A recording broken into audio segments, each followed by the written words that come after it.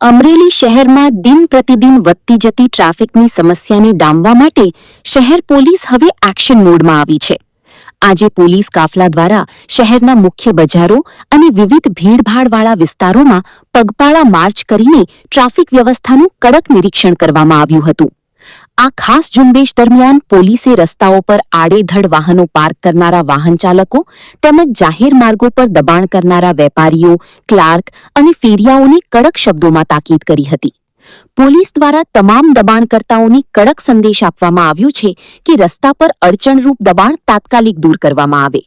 જો આગામી સમયમાં ફરીથી આ પ્રકારે નિયમોનું ઉલ્લંઘન કે દબાણ કરવામાં આવશે તો પોલીસ દ્વારા કાયદેસરની કડક કાર્યવાહી કરવામાં આવશે તેવી સીધી ચેતવણી પણ આપવામાં આવી છે.